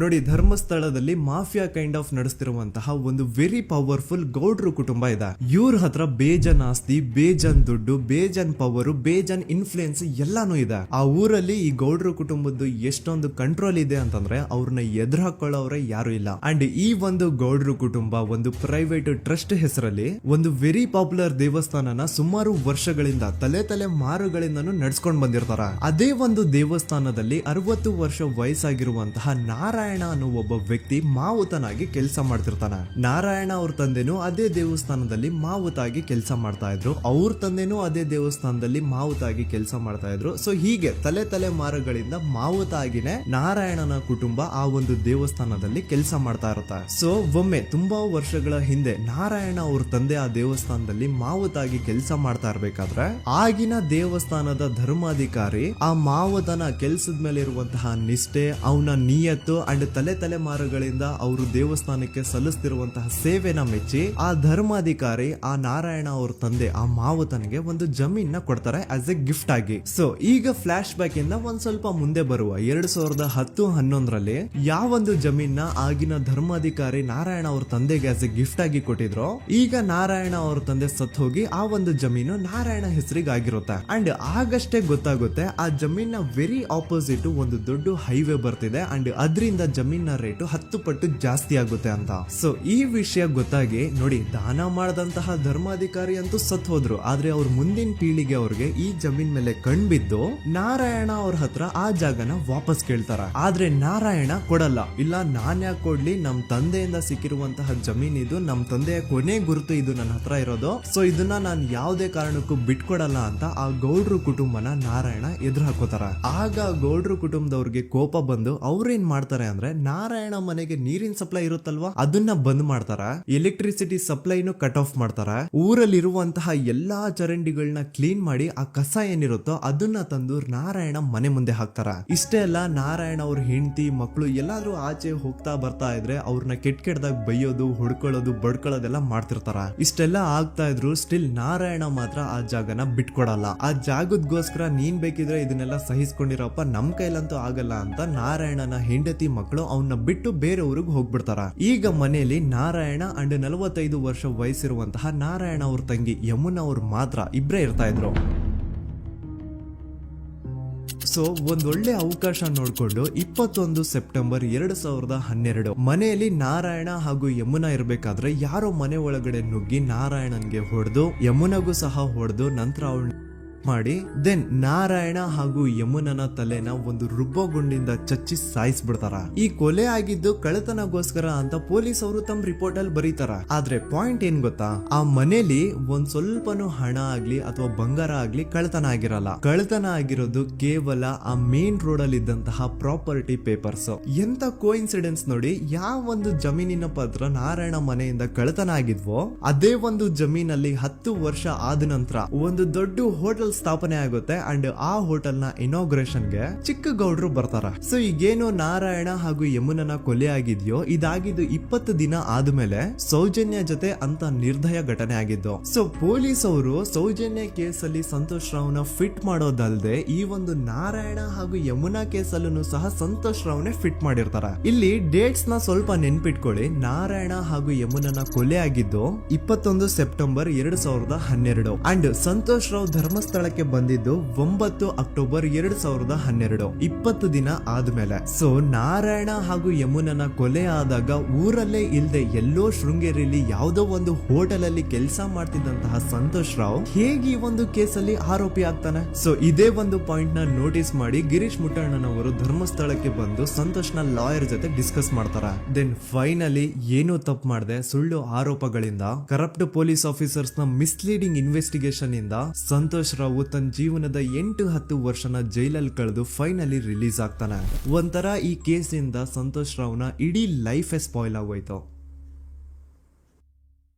ಈಗ ಸಂತೋಷ್ ರಾವ್ ರಿಯಲ್ ಆರೋಪಿ ಅಲ್ಲ ಅಂತ ಕೋರ್ಟ್ ಅಲ್ಲಿ ಪ್ರೂವ್ ಆಯ್ತು. ಹಾಗಿದ್ರೆ ರಿಯಲ್ ಆರೋಪಿ ಯಾರು? ಪೊಲೀಸ್ ಅವರು ಯಾಕೆ ಕೇಸಲ್ಲಿ ಇಷ್ಟೊಂದು ಅನ್ಫೇರ್ ಇನ್ವೆಸ್ಟಿಗೇಷನ್ ಮಾಡಿದ್ರು?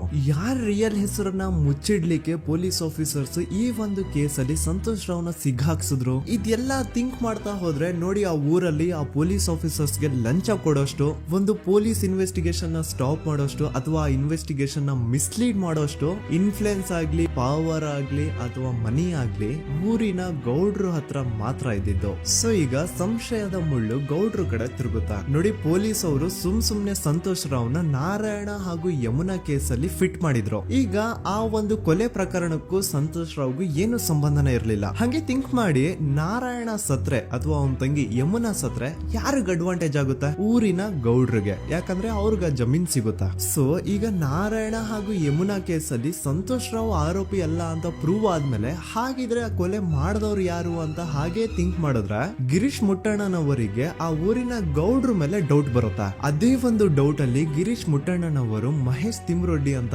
ಇನ್ನೊಬ್ರ ಜೊತೆ ಸೇರ್ಕೊಂಡು ಈ ಹಿಂದೆ ಆ ಒಂದು ಊರಲ್ಲಿ ಆ ಧರ್ಮಸ್ಥಳದಲ್ಲಿ ಈ ಊರಿನ ಗೌಡ್ರು ಯಾವ್ದಾವ್ದೆಲ್ಲ ಕ್ರೈಮ್ ಗಳು ಮಾಡಿದಾರೆ ಅಂತ ಊರಿನ ಜನರಿಂದ ತಿಳ್ಕೊತಾರ. ನಂತರ ಆ ಊರಿನ ಜನ ಯಾವ್ದಾವ್ದೆಲ್ಲ ಮ್ಯಾಟರ್ಸ್ ಹೇಳಿದ್ರು ಆ ಕೇಸ್ ಫೈಲ್ಸ್ ನೆಲ್ಲ ತಿರುಗಿಸಿ ಮುರುಗಿಸಿ ನೋಡಿದಾಗ ನೀವು ನಂಬಲ್ಲ, ಸೌಜನ್ಯ ಕೇಸ್ ಏನೇನು ಅಲ್ಲ, ಅದಕ್ಕಿಂತ ಭೀಕರ ಕೊಲೆಗಳು ಧರ್ಮಸ್ಥಳದಲ್ಲಿ ಆಗಿವೆ. ಅಂಡ್ ಎಲ್ಲಾ ಕೊಲೆಗಳ ಹಿಂದೆ ಗೌಡ್ರು ಕುಟುಂಬದ್ದೇ ಕೈ ಇದೆ ಅಂತ ಎದ್ದು ಕಾಣಿಸುತ್ತೆ. 1977 ವೇದಾವಲ್ಲಿ ಕೇಸ್. ಧರ್ಮಸ್ಥಳ ಹತ್ತಿರ SDM ಪ್ರೈಮರಿ ಅಂಡ್ ಹೈಸ್ಕೂಲ್ ಅಂತ ಒಂದು ಸ್ಕೂಲ್ ಇರುತ್ತೆ. ಅಂಡ್ ಈ ಒಂದು ಪ್ರೈವೇಟ್ ಸ್ಕೂಲ್ ಬೇರೆ ಯಾರ್ದು ಅಲ್ಲ, ಆ ಗೌಡ್ರು ಕುಟುಂಬದ್ದೇ. ಈ ಸ್ಕೂಲ್ ಅಲ್ಲಿ 1977 ಅಲ್ಲಿ ವೇದಾವಲ್ಲಿ ಅಂತ ಒಬ್ರು ಟೀಚರ್ ವರ್ಕ್ ಮಾಡ್ತಿರ್ತಾರ. ವೇದಾವಲ್ಲಿ ಆ ಟೀಚರ್ ಜಾಬ್ ಗೆ ತುಂಬಾನೇ ಓವರ್ ಕ್ವಾಲಿಫೈಡ್. ಅವರ ಕ್ವಾಲಿಫಿಕೇಶನ್ಸ್ ನ ಗಮನದಲ್ಲಿ ಇಟ್ಕೊಂಡ್ರೆ ಅವ್ರಿಗೆ HM ಅಥವಾ ಪ್ರಿನ್ಸಿಪಲ್ ನ ಪೋಸ್ಟ್ ಸಿಗ್ಬೇಕು. ಆದ್ರೂ ಸಹ ವೇದಾವಲ್ಲಿ ಆಸ್ ಎ ಟೀಚರ್ ಆಗಿನೇ ಕೆಲಸ ಮಾಡ್ಕೊಂಡು ಹೋಗ್ತಿರ್ತಾರ. ಒಮ್ಮೆ ಏನಾಗುತ್ತೆ, ಸ್ಕೂಲ್ ಅಲ್ಲಿ ಪ್ರಿನ್ಸಿಪಲ್ ನ ಪೋಸ್ಟ್ ಖಾಲಿ ಆಗುತ್ತೆ. ಅಂಡ್ ಆ ಒಂದು ಪೋಸ್ಟ್ ಗೆ ಎಲ್ರು ಏನ್ ಅನ್ಕೊಳ್ತಾರೆ, ವೇದಾವಲ್ಲಿನೇ ಸೆಲೆಕ್ಟ್ ಮಾಡೋದು ಅಂತ. ಆದ್ರೆ ವೇದಾವಲ್ಲಿಯ ಕ್ಯಾಸ್ಟ್ ಬೇರೆ ಇದೆ ಅನ್ನೋ ಒಂದೇ ಒಂದು ಕಾರಣಕ್ಕೆ ಆ ಪ್ರಿನ್ಸಿಪಲ್ ನ ಪೋಸ್ಟ್ ವೇದಾವಲ್ಲಿಗೆ ಸಿಗದೆ ಬೇರೆ ಯಾರನ್ನೋ ತಂದು ಕೂರಿಸ್ಬಿಟ್ಟಿರ್ತಾರ. ಇದರಿಂದ ಟೀಚರ್ ವೇದಾವಲ್ಲಿಗೆ ತುಂಬಾ ಕೋಪ ಬಂದು ಅವ್ರ ಸ್ಕೂಲ್ ಮುಂದೆ ಪ್ರೊಟೆಸ್ಟ್ ಮಾಡೋದ್ ಸ್ಟಾರ್ಟ್ ಮಾಡ್ತಾರ. ಅಂಡ್ ಈ ವಿಷಯ ಸ್ಕೂಲ್ ನ ಓನರ್ಸ್ ಗೆ ಇಷ್ಟ ಆಗಲ್ಲ. ಸೊ ಅವರು ಆ ಕೋಪನ ಹಾಗೆ ಮನ್ಸಲ್ಲಿ ಇಟ್ಕೊಂಡಿರ್ತಾರ. ಒಮ್ಮೆ ಏನಾಗುತ್ತೆ, ಸ್ಕೂಲ್ ರಜೆ ಇರುತ್ತೆ, ವೇದಾವಲ್ಲಿ ಮನೇಲಿ ಇರ್ತಾರ.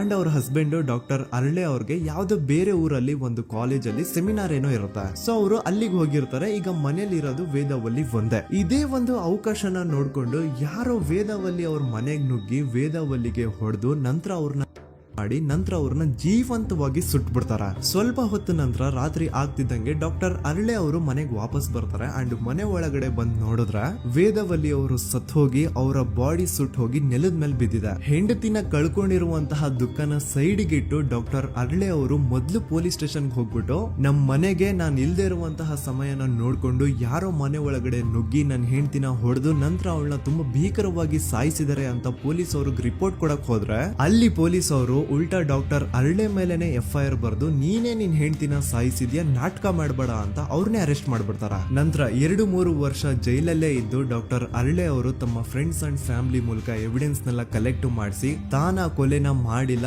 ತಾನ್ ತನ್ನ ಹೆಂಡತಿನ ಸಾಯಿಸಿಲ್ಲ ಅಂತ ಕೋರ್ಟ್ ಅಲ್ಲಿ ಪ್ರೂವ್ ಮಾಡ್ಕೊಂಡು ಜೈಲಿಂದ ರಿಲೀಸ್ ಆಗ್ತಾರ. ಸೊ ಈಗ ಡಾಕ್ಟರ್ ಅರಳೆ ಅವರು ಈ ಒಂದು ಕ್ರೈಮ್ ನ ಮಾಡಿಲ್ಲ ಅಂತಂದ್ರೆ ವೇದವಲ್ಲಿನ ಅಷ್ಟು ಭೀಕರವಾಗಿ ಸಾಯಿಸಿದವ್ರು ಯಾರು, ಈ ವಿಷಯ ಇವತ್ತಿನವರೆಗೂ ಗೊತ್ತಾಗಿಲ್ಲ.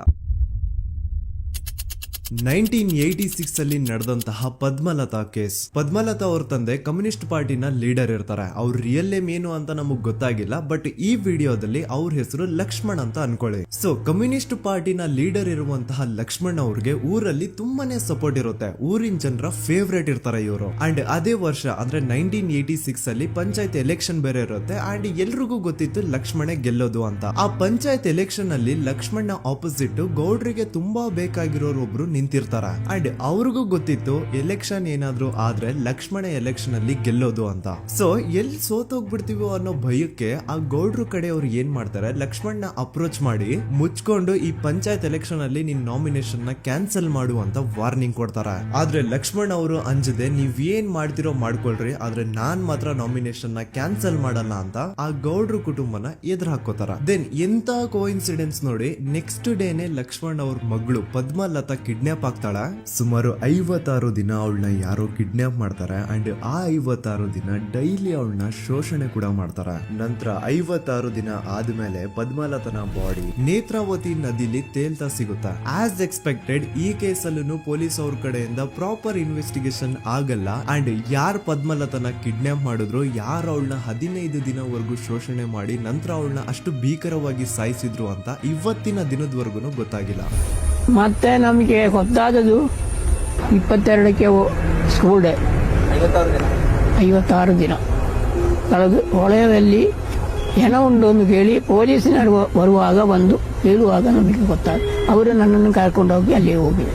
ಇನ್ನೊಂದು ಲಾಸ್ಟ್ ಕೇಸ್ ಇದೆ, ಇದು ಅರ್ಲಿ 2000 ಅಲ್ಲಿ ನಡೆದಿರೋದು. ಇವ್ರದ್ದು ಅಷ್ಟಾಗಿ ಡೀಟೇಲ್ಸ್ ನಾನು ಹೇಳಲ್ಲ, ಜಸ್ಟ್ ಮೇಲ್ ಹೇಳ್ತೀನಿ. 2000 ಇಸ್ವಿಯಲ್ಲಿ ಧರ್ಮಸ್ಥಳದಲ್ಲಿ 2 ಫಿನಾನ್ಸ್ ಬ್ಯಾಂಕ್ ಇರ್ತಾವೆ. ಒಂದು ಅಗೇನ್ ರಿಯಲ್ ನೇಮ್ ತಗೊಳ್ಳೋದು ಬೇಡ, ಲೈಕ್ ಜಸ್ಟ್ ಸಹಕಾರ ಗ್ರಾಮೀಣ ಬ್ಯಾಂಕ್ ಅನ್ಕೊಳ್ಳಿ. ಅಂಡ್ ಇನ್ನೊಂದು ಬಂದ್ಬಿಟ್ಟು SDM ಫೈನಾನ್ಸ್ ಪ್ರೈವೇಟ್ ಲಿಮಿಟೆಡ್. ಈ SDM ಫೈನಾನ್ಸ್ ಪ್ರೈವೇಟ್ ಲಿಮಿಟೆಡ್ ಬಂದು ಗೌಡ್ರು ಕುಟುಂಬ ಅವ್ರಿಗೆ ಸೇರಿದ್ದು. ಆ ಕಡೆ ಇವ್ರ ಆಪೋಸಿಟ್ ಏನದು ಗ್ರಾಮೀಣ ಬ್ಯಾಂಕ್ ಇತ್ತು, ಅದರಲ್ಲಿ ಒಬ್ಬ ಮ್ಯಾನೇಜರು ಬಡವ್ರಿಗೆ ಸಹಾಯ ಆಗ್ಲಿ ರೈತರಿಗೆ ಸಹಾಯ ಆಗ್ಲಿ ಅಂತ ತುಂಬಾ ಕಡಿಮೆ ಬಡ್ಡಿಗೆ ಲೋನ್ ಕೊಡ್ತಿರ್ತಾನೆ. ಇದರಿಂದಾಗಿ ಧರ್ಮಸ್ಥಳದಲ್ಲಿ ಆಲ್ಮೋಸ್ಟ್ ಎಲ್ಲಾ ಕಸ್ಟಮರ್ಸ್ ಆ ಗ್ರಾಮೀಣ ಬ್ಯಾಂಕ್ ಕಡೆಗೆ ಹೋಗ್ತಿರ್ತಾರೆ, SDM ಫೈನಾನ್ಸ್ ಪ್ರೈವೇಟ್ ಲಿಮಿಟೆಡ್ ಕಡೆಗೆ ಯಾರು ಬರ್ತಿರಲ್ಲ. ಇದರಿಂದ ಗೌಡ್ರಿಗೆ ಲಾಸ್ ಆಗ್ತಿರುತ್ತ. ಸೊ ಅವ್ರೇನ್ ಮಾಡ್ತಾರೆ, ಆ ಗ್ರಾಮೀಣ ಬ್ಯಾಂಕ್ ನ ಮ್ಯಾನೇಜರ್ ಏನಿದ್ನೋ ಅವನ್ಗೆ ಒಂದು ಸ್ವೀಟ್ ವಾರ್ನಿಂಗ್ ಕೊಡ್ತಾರ, ಮುಚ್ಕೊಂಡು ಇನ್ಮೇಲೆ ಇಂದ ನಿನ್ ಲೋನ್ಸ್ ಕೊಡೋದನ್ನ ನಿಲ್ಸ್ಬಿಡು, ಇನ್ ಕೇಸ್ ಲೋನ್ ಕೊಟ್ರು ನಾವ್ ಯಾವ ಇಂಟ್ರೆಸ್ಟ್ ರೇಟ್ ಗೆ ಲೋನ್ ನ ಕೊಡ್ತಾ ಇದೀವೋ ಅದೇ ರೇಟ್ ಗೆ ನೀನು ಕೊಡು ಅಂತ ಫೋರ್ಸ್ ಮಾಡ್ತಾರ.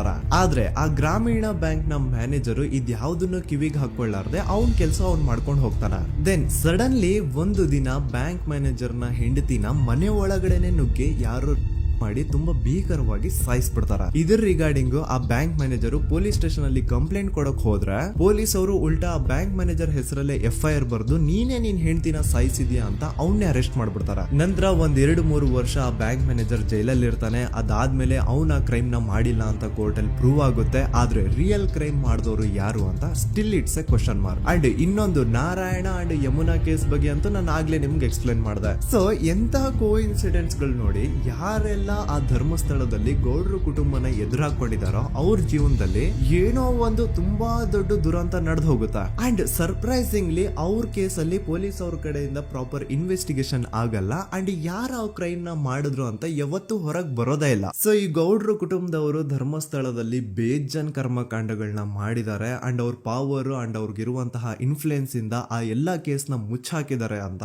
ಮಹೇಶ್ ಹಾಗೂ ಗಿರೀಶ್ ಮುಟ್ಟಣ್ಣನವರ ಹೇಳಿಕೆ ಆಗಿದೆ. ಸೊ ಗೌಡ್ರು ಫ್ಯಾಮಿಲಿನ ಟ್ರ್ಯಾಕ್ ರೆಕಾರ್ಡ್ ನೋಡಿದ್ರೆ ಧರ್ಮಸ್ಥಳದಲ್ಲಿ ಒಂದು ಹುಡುಗಿನ ರೇಪ್ ಅಂಡ್ ಮರ್ಡರ್ ಮಾಡಿ ದೆನ್ ಪೊಲೀಸ್ ಅವ್ರಿಗೆ ಲಂಚ ಕೊಟ್ಟು ಇನ್ವೆಸ್ಟಿಗೇಷನ್ ನ ಮಿಸ್ಲೀಡ್ ಮಾಡೋಷ್ಟು ಪಾವರ್ ಇನ್ಫ್ಲೂಯೆನ್ಸ್ ಈ ಗೌಡ್ರು ಕುಟುಂಬಕ್ಕೆ ಮಾತ್ರ ಇರೋದು. ಈಗ ಸಂತೋಷ್ ರಾವ್ ಅಂತೂ ಸೌಜನ್ಯ ಕೇಸಲ್ಲಿ ಆರೋಪಿ ಅಲ್ಲ ಅಂತ ಪ್ರೂವ್ ಆಯ್ತು. ಹಾಗಿದ್ರೆ ರಿಯಲ್ ಆರೋಪಿ ಯಾರು? ನೆನಪು ಮಾಡ್ಕೊಳ್ಳಿ, 11 ಅಕ್ಟೋಬರ್ 2012 ಸಂಜೆ 5 ಗಂಟೆ ಹಾಗೆ ಬಾಹುಬಲಿ ಬೆಟ್ಟದಲ್ಲಿ ಸಂತೋಷ್ ರಾವ್ ತನ್ನ ಪಾಡಿಗೆ ತಾನು ಸೀನರೀಸ್ ನ ಎಂಜಾಯ್ ಮಾಡ್ಕೊಂಡು ಸುಮ್ನೆ ಕೂತಿರ್ಬೇಕಾದ್ರೆ ಅವನ ಹತ್ರ 5 ಜನ ಕಿಡಿಗೇಡಿಗಳು ಬಂದು ಜಗಳ ತೆಗಿತಾರ. ಆ 5 ಜನ ಕಿಡಿಗೇಡಿಗಳು ಯಾರು ಅಂತ ನಾನು ಇಲ್ಲಿವರೆಗೂ ನಿಮ್ಗೆ ಹೇಳಿಲ್ಲ. ಸೊ ಅವರು ಬೇರೆ ಯಾರು ಅಲ್ಲ, ಚಿಕ್ಕ ಗೌಡ್ರು ಮಗ ನಿಶಾಂತ್ ಜೈನ್ ನ ವೆರಿ ಕ್ಲೋಸ್ ಫ್ರೆಂಡ್ಸ್. ಅವ್ರ ದಣಿ ಮಾಡಿರುವಂತಹ ಕ್ರೈಮ್ ಅಲ್ಲಿ ಬೇರೆ ಯಾರನ್ನಾದ್ರೂ ಸಿಗಿಸ್ಬೇಕಲ್ಲ ಅಂತ ಇವ್ರು ಬಕ್ರ ಹುಡುಕ್ತಾ ಇರ್ಬೇಕಾದ್ರೆ ಆಗ ಇವ್ರಿಗೆ ಸಿಗೋದೆ ಸಂತೋಷ್ ರಾವ್. ಅಗೇನ್ ಇನ್ನೊಂದು ಎಂತ ಕೋಇನ್ಸಿಡೆನ್ಸ್ ನೋಡಿ, ಸಂತೋಷ್ ರಾವ್ ಸೌಜನ್ಯ ಕೇಸಲ್ಲಿ ಅರೆಸ್ಟ್ ಆದ ನಂತರ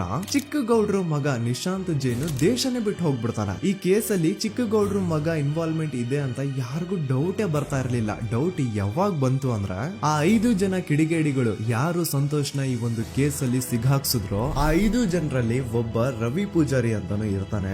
ಅವನ್ಗೆ ತಾನು ತಪ್ಪು ಮಾಡಿದೀನಿ ಅಂತ ಗಿಲ್ಟ್ ಕಾಡುತ್ತೋ ಅಥವಾ ಬೇರೆ ಏನೋ ಗೊತ್ತಿಲ್ಲ, ಆದ್ರೆ ಅವನೇ ಸ್ವತಃ ಪೊಲೀಸ್ ಅವ್ರ ಹತ್ರ ಹೋಗ್ಬಿಟ್ಟು ಸೌಜನ್ಯ ಕೇಸಲ್ಲಿ ನಿಜವಾದ ಆರೋಪಿ ಸಂತೋಷ್ ಅಲ್ಲ ಕಂಡ್ರು, ಅವನ್ನ ಸುಮ್ನೆ ಸಿಗಾಕ್ಸಿರೋದಷ್ಟೇ, ನಿಜವಾದ ಆರೋಪಿಗಳು ಚಿಕ್ಕ ಗೌಡ್ರು ಮಗ ನಿಶಾಂತ್ ಜೈನ್ ಅಂಡ್ ಅವನ್ ಫ್ರೆಂಡ್ಸ್ ಸೂರಜ್, ಕಿರಣ್ ಅಂಡ್ ಕಣ್ಮಣಿ ಅಂತ. ಈ ಎಲ್ಲಾ ವಿಷಯನ ರವಿ ಪೂಜಾರಿ ಪೊಲೀಸ್ ಅವ್ರಿಗೆ ತಿಳಿಸ್ತಾನೆ. ಅಗೇನ್ ಎಂತ ಒಂದು ಕೋಇನ್ಸಿಡೆನ್ಸ್ ನೋಡಿ, ಈ ವಿಷಯಗಳನ್ನ ಊರಿನ ಜನರು ಮುಂದೆ ಹೇಳಿದಂತಹ ರವಿ ಪೂಜಾರಿ ಆಕಸ್ಮಿಕವಾಗಿ ಸತ್ ಹೋಗ್ಬಿಡ್ತಾನೆ. ಇವನು ಹೇಳಿದ್ದು ನಿಜ ಅಂತ ಜನರಿಗೆ ಯಾವಾಗ ಕನ್ಫರ್ಮ್ ಆಗುತ್ತೆ ಅಂದ್ರೆ ಸೌಜನ್ಯಗೆ ತುಂಬಾ ಹತ್ರವಾದವ್ರು ಒಬ್ರು ಯಶೋಧ ಅನ್ನೋರು ಕೋರ್ಟ್ ಅಲ್ಲಿ ಬಂದ್ಬಿಟ್ಟು ಸೌಜನ್ಯ ಕೊಲೆ ಆಗಿದ್ದ ದಿನ ಆ ಒಂದು ಸ್ಪಾಟ್ ಅಲ್ಲಿ ನಾನು ಈ 3 ಜನರನ್ನ ನೋಡಿದ್ದೆ ಅಂತ ಸಾಕ್ಷಿ ಹೇಳ್ತಾರೆ. ಈಗ ಎಲ್ಲಾ ಡಾಟ್ಸ್ ನ ಕನೆಕ್ಟ್ ಮಾಡ್ತಾ ಹೋದ್ರೆ ಸೌಜನ್ಯ ಕೇಸ್ ಒಂದೇ ಅಲ್ಲ, ನಾರಾಯಣ ಹಾಗೂ ಯಮುನಾ ಕೇಸಲ್ಲೂ, ವೇದವಲ್ಲಿ ಕೇಸಲ್ಲೂ, ಆ ಬ್ಯಾಂಕ್ ಮ್ಯಾನೇಜರ್ ನ ಕೇಸಲ್ಲೂ ಹಾಗೂ ಪದ್ಮಲತಾ ಕೇಸಲ್ಲೂ ಸೀದಾ ಡೈರೆಕ್ಟ್ ಡೌಟ್ ಬರೋದೆ ಊರಿನ ಗೌಡ್ರ ಮೇಲೆ. I really want to appreciate Kudla rampage YouTube channel, third eye YouTube channel, Girish ಮುಟ್ಟಣ್ಣನವರು ಸರ್ ಹಾಗೂ ಮಹೇಶ್ ಅವರು ಅಂಡ್ ಆಲ್ ಅದರ್ಸ್. ಇವರ ಕಾನ್ಸ್ಟೆಂಟ್ ಎಫರ್ಟ್ಸ್ ಇಂದಾನೆ ಸತ್ಯ ಏನಂತ 1 by 1 ಹೊರಗೆ ಬರ್ತಿದೆ and they are trying their level best to catch real criminals. At present Soujanya case ಬಗ್ಗೆ ಅಪ್ಡೇಟ್ ಏನು ಅಂತಂದ್ರೆ ಹೈಕೋರ್ಟ್ ವರೆಗೂ ಈ ಒಂದು ಕೇಸ್ ಹೋಗಿದೆ ಅಂಡ್ ಈ ಕೇಸ್ ಅಲ್ಲಿ ಈಗ ಇನ್ನೊಮ್ಮೆ ಮತ್ತೆ ಫ್ರೆಶ್ ಆಗಿ ರೀಇನ್ವೆಸ್ಟಿಗೇಷನ್ ಸ್ಟಾರ್ಟ್ ಆಗಬೇಕು ಅಂತ ಹೋರಾಟ ನಡೀತಿದೆ. ಸದುತ ಪ್ರಜೆಗಳೇ, ಇದಾಗಿತ್ತು ಸೌಜನ್ಯ ಕೇಸ್ ಬಗ್ಗೆ ನಮ್ಮ ಒಂದು ಡೀಟೇಲ್ಡ್ ವಿಡಿಯೋ. ಈ ವಿಡಿಯೋದಲ್ಲಿ ನನ್ನಿಂದ ಎಲ್ಲಾದ್ರೂ ಏನಾದ್ರೂ ಚಿಕ್ಕ ಪುಟ್ಟ ಇನ್ಫಾರ್ಮೇಶನ್ ಮಿಸ್ ಆಗಿದ್ರೆ ಅಥವಾ ಮಿಸ್ಟೇಕ್ ಆಗಿದ್ರೆ ಅದನ್ನ ದಯವಿಟ್ಟು ಕಮೆಂಟ್ ಸೆಕ್ಷನ್ ಅಲ್ಲಿ ಹೈಲೈಟ್ ಮಾಡಿ. ಈ ವಿಡಿಯೋ ಯಾವಾಗ ಯೂಟ್ಯೂಬ್ ಇಂದ ಡಿಲೀಟ್ ಆಗುತ್ತೋ ನನ್ಗಂತೂ ಗೊತ್ತಿಲ್ಲ. ಸೊ ಪ್ಲೀಸ್ ಆದಷ್ಟು ಬೇಗ ಇದನ್ನ ಎಲ್ಲಾ ಕಡೆ ಶೇರ್ ಮಾಡಿ. ಓಕೆ ಪ್ರಜೆಗಳೇ, ಇವತ್ತಿಗಿಷ್ಟು ಸಾಕು ಅನ್ಕೊಳ್ತೀನಿ. ನಾನು ನಿಮ್ಮ ದೂತ ಸಮೀರ್ MD. ಮತ್ತೆ ಸಿಗ್ತೀನಿ.